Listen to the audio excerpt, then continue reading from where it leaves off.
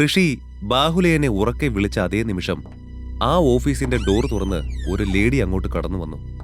ബാഹുലേയൻ ഞെട്ടലോടെ അകത്തേക്ക് വന്ന ആ പെൺകുട്ടിയെ നോക്കി. നിഹാരിക, നീ എന്താ ഇവിടെ? ഞെട്ടലോടെ അയാൾ ചോദിച്ചു. ബാഹുലേയൻ, ഇവിടെ വിളിച്ചിട്ട് താനെന്താടോ അവിടെ നോയിക്കൊണ്ട് നിൽക്കുന്നത്? പിന്നിൽ നിന്നും ഋഷിയുടെ ശബ്ദം വീണ്ടും ഉയർന്നു. അത് കേട്ടപാടെ ദേഷ്യം വന്ന ബാഹുലേയൻ അവനെ തിരിഞ്ഞു നോക്കി. പക്ഷേ തിരിഞ്ഞു നോക്കി അയാൾ ഋഷിയുടെ മുഖം കണ്ട് ഞെട്ടി. അയാളുടെ കാൽ ചുവട്ടിലെ ഭൂമി പിളർന്നു പോകുന്ന പോലെ തോന്നി. ഋഷി, ഇത് നീയായിരുന്നോ? നീ തിരിച്ചു വന്നോ? ബട്ട് എപ്പോ?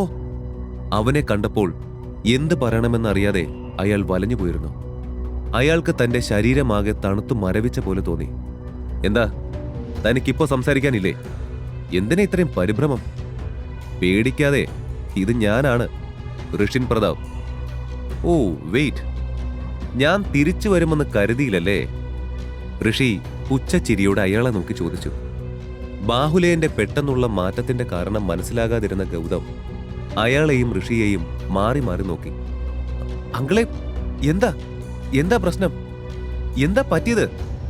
അവന്റെ കയ്യിലെ ആ ബ്ലാക്ക് കാർഡ് അങ്കിൾ കണ്ടോ? അതാണോ? അതൊന്നും കണ്ട് പേടിക്കാതെ അങ്ങളെ, അത് ജസ്റ്റ് ഒരു ഡമ്മി കാർഡാണ് അങ്കിൾ. കയ്യില് സത്യം പറഞ്ഞ 10 പൈസ പോലും ഉണ്ടാവില്ല.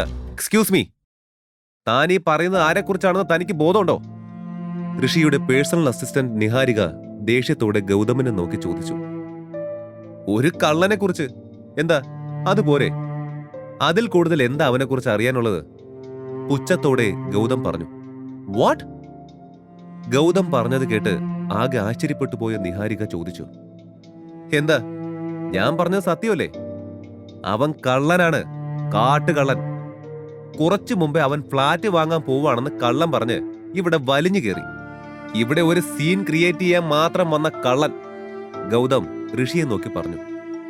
മിസ്റ്റർ ബാഹുലേയൻ, ആരാ ഇത്? എന്താ ഇയാളി സംസാരിക്കുന്നത്? വാട്ട് എവർ, പെട്ടെന്ന് പുറത്താക്കണം അയാളെ. ആൻഡ് ഋഷിൻ സാർ തിരികെ വന്നു. ത്രൈ മീഡിയയുടെ പുതിയ ചെയർമാനാണ് അദ്ദേഹം ഇപ്പോൾ, നിഹാരിക ഗൗരവത്തിൽ പറഞ്ഞു. ബാഹുലേയന്റെ അവശേഷിച്ച ധൈര്യം കൂടി ഉരുകി അപ്രത്യക്ഷമായി. അയാൾ അവനെ കണ്ട് ഭയന്നിരുന്നു.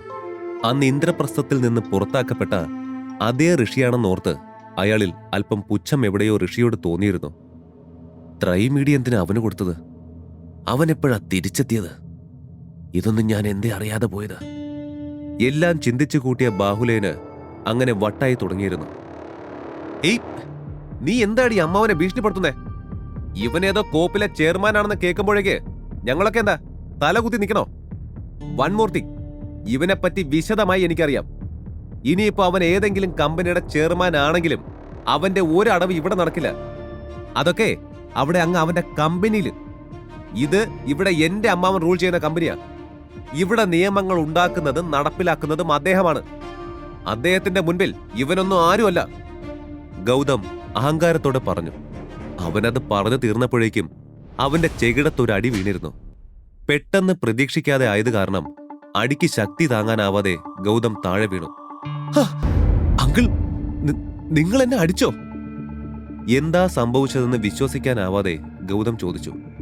അടിച്ചതിന് ശേഷം സ്വയം പഴിച്ചും ഗൗതമിനെ പഴിച്ചും ബാഹുലേയൻ എന്തൊക്കെയോ പറഞ്ഞുകൊണ്ടിരുന്നു. അമ്മാവൻ എന്താ പെട്ടെന്ന് ഭ്രാന്തായോ? എന്തൊക്കെയായി പറയുന്നത്?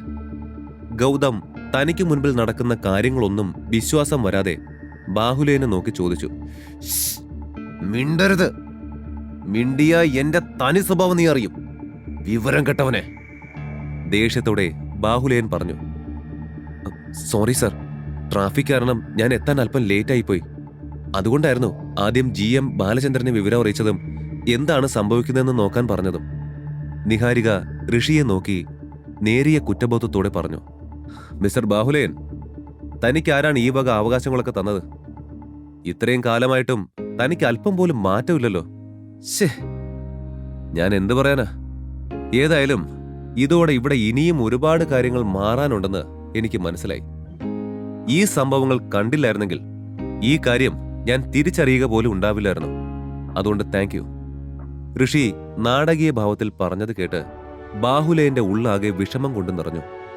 തിരിച്ചെന്തെങ്കിലും ഒരു വാക്ക് പോലും പറയാൻ കഴിയാതെ അയാൾ തല കുനിച്ച് നിന്നുപോയിരുന്നു. ബാഹുലേനെയും നോക്കി മുൻപിലേക്ക് വന്ന ഋഷിയുടെ ശ്രദ്ധ പോയത് അവിടെ ഒരു മൂലയ്ക്ക് നിൽക്കുന്ന ബാലചന്ദ്രന്റെ നേരെയായിരുന്നു. സോറി, എന്റെ സൈഡിൽ നിന്നതിന് അവർ പറയണതൊക്കെ കേൾക്കേണ്ടി വന്നില്ലേ? I'm sorry, really sorry. അവർ ശരിക്കും ഇത്രയൊക്കെ ചെയ്യുമെന്ന് ഞാൻ ഒട്ടും പ്രതീക്ഷിച്ചില്ല.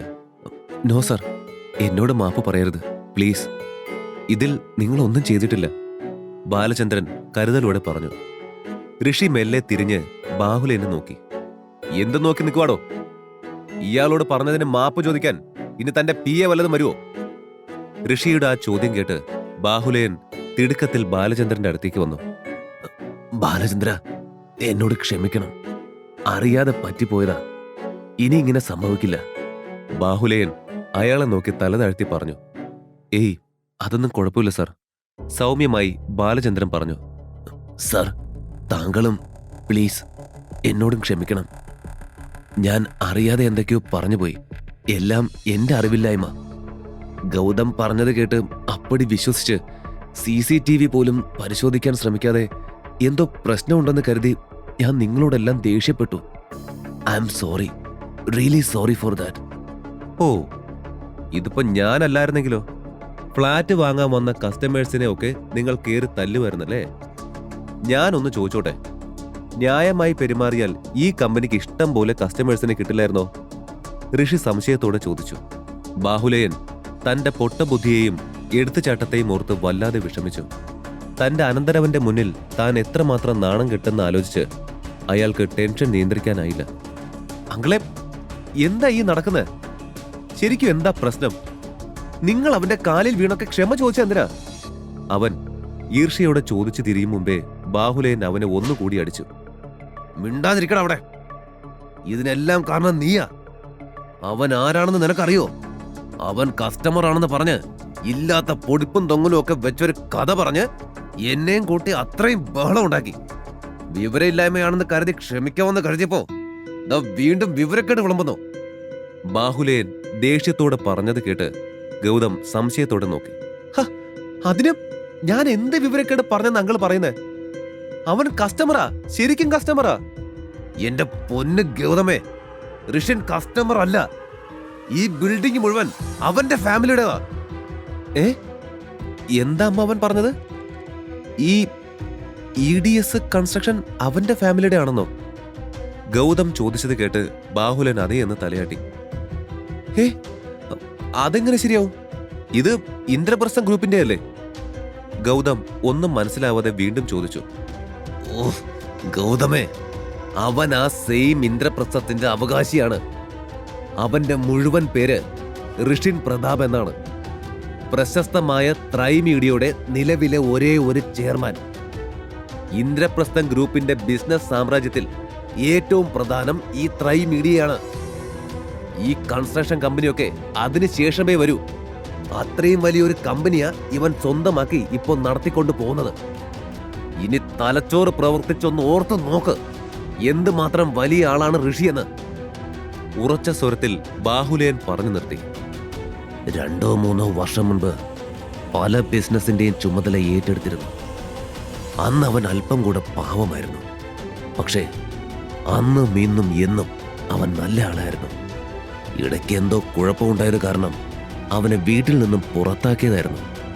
അന്ന് അവന്റെ ആ തകർച്ചയിൽ എല്ലാവരെക്കാളും അധികം സന്തോഷിച്ചത് ഞാനായിരുന്നു.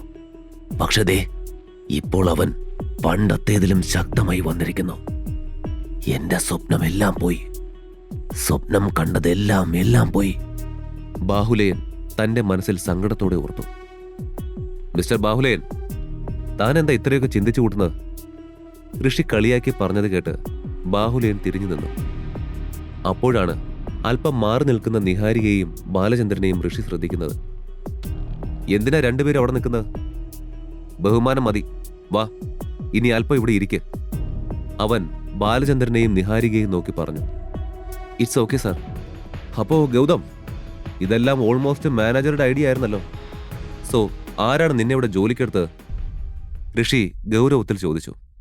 ഓ സോറി, ഐ ഫോർഗോട്ട്. നിന്റെ അങ്കിളിന്റെ റെക്കമെൻഡേഷനിൽ കയറിയതാണല്ലോ അല്ലേ? ഈ കമ്പനിയിൽ ആരെ ഭീഷണിപ്പെടുത്തിയ? മിസ്റ്റർ ബാഹുലേൻ ഈ അഹങ്കാരി ഇവിടെ മാനേജരാക്കിയത്? എല്ലാം കൂടെ ചേർത്ത് ഞാനൊരു മെയിൽ അയച്ച അമ്മാവനും മരുമോനും ഇവിടെ കാണത്തില്ല പിന്നെ, ഋഷി ദേഷ്യത്തോടെ പറഞ്ഞു. പെട്ടെന്ന് ഞെട്ടിയ ഗൗതമും ബാഹുലേനും അവനെ നോക്കി. പക്ഷേ ഋഷി അത് ശ്രദ്ധിക്കാതെ നിഹാരികയ്ക്ക് നേരെ തിരിഞ്ഞു. നിഹാരിക, ബാഹുലേന്റെ സെയിം പൊസിഷനിലേക്ക്, അതായത് വൈസ് പ്രസിഡന്റ് സ്ഥാനത്തേക്ക് ബാലചന്ദ്രനെ പ്രൊമോട്ട് ചെയ്യൂ. ബാഹുലേന് ഈ വൈസ് പ്രസിഡന്റ് പൊസിഷൻ ഒട്ടും ആപ്റ്റല്ല. ഈ കഥയുടെ ബാക്കി അറിയാൻ download pocket FM app. Link in description.